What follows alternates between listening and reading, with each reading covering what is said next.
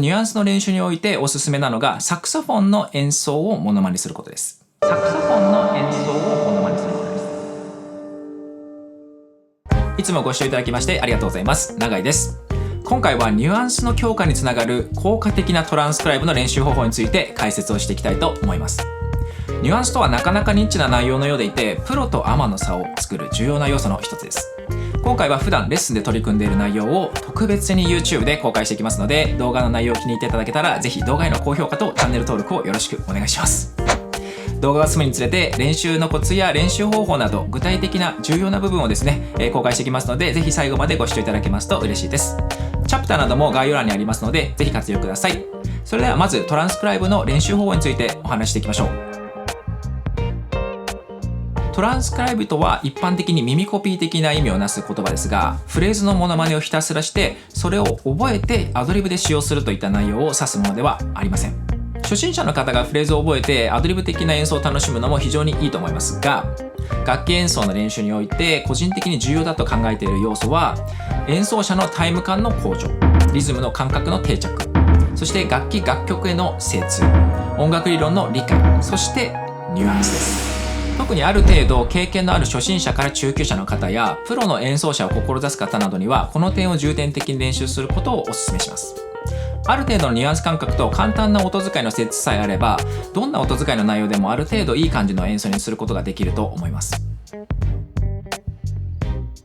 例えば楽器による演奏を言語に置き換えて捉えてみましょう。今回はより音楽的に言語を捉えるために、あえて馴染み深い日本語ではなくて英語を通じて観察してみます。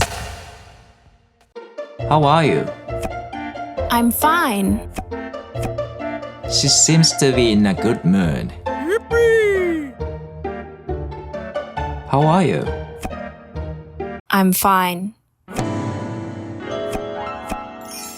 Uh-oh, did I mess up something yesterday? Oopsie. おっと、エリさん今はご機嫌斜めのようです。シチュエーションにもよりますが、英語ではトーンやイントネーションをつけない場合、否定的な感情を示唆することが多くなります。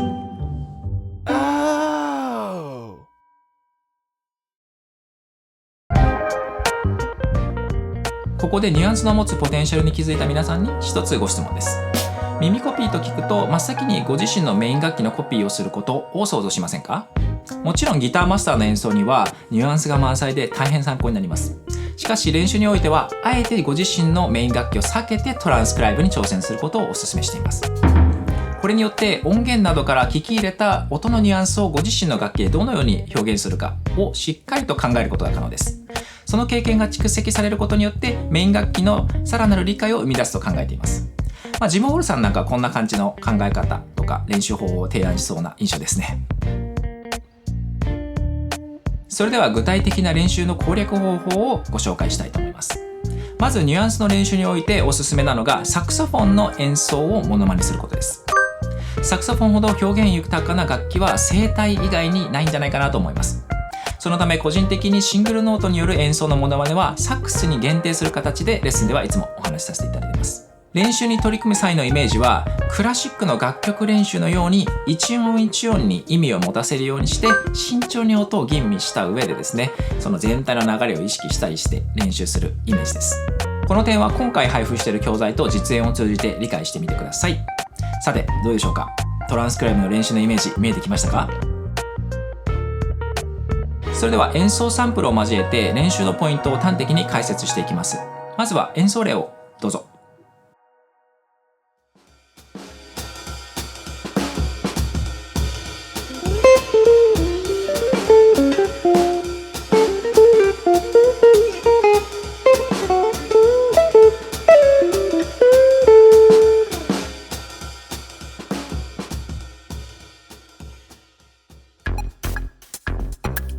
第1小節目に見られるようなグリッサンドの演奏は曖昧な視点から音をグイーッと持ち上げるような演奏の時に効果的です。またここではピッキングではなく左手のスライドにて音を出しているような感覚で演奏しています。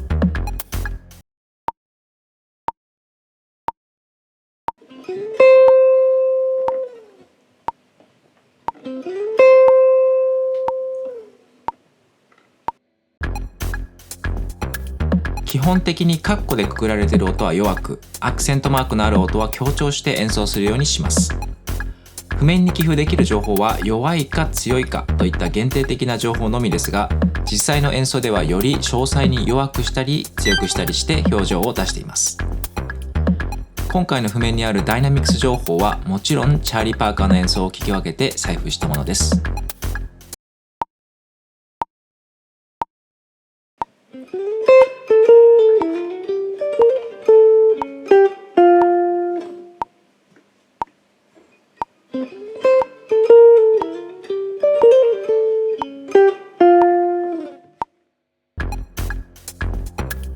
第3小節目と第4小節目で見られるような異なる弦での同じ音の演奏も多用します。ここでは続くスラーの演奏につなげるためにフィンガリングを調整する必要があったので、後半の A 音では2弦を採用しました。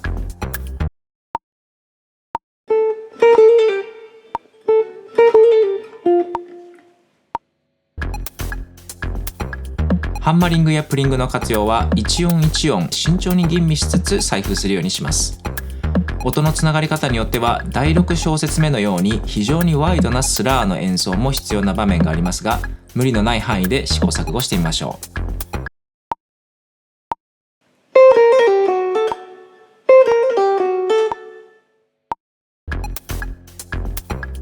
ジャズギターではベンドやチョーキングを使わないというのが一般的な意見だと思いますが、ニュアンスを極めるためにはベンドの活用が重要です。第6小節目から第7小節目では徐々に変化する音程を表現するためにベンドを活用しています。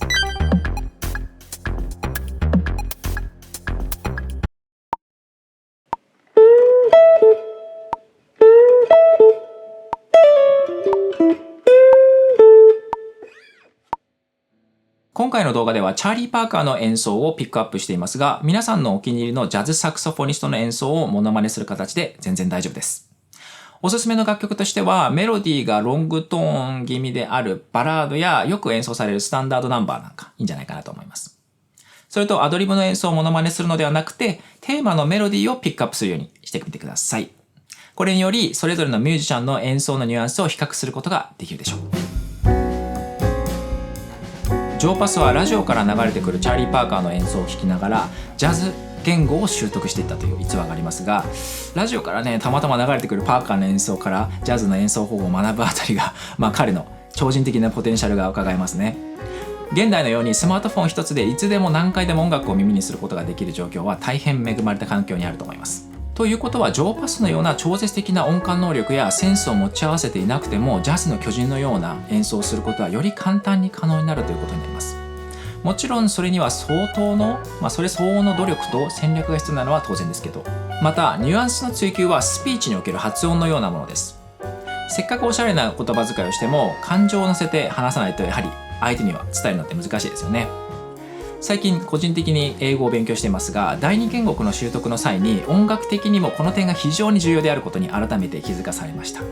そこで今回の講座をね、レッスンだけでなくて YouTube ビデオにして皆さんにお届けしようと思った次第でございます。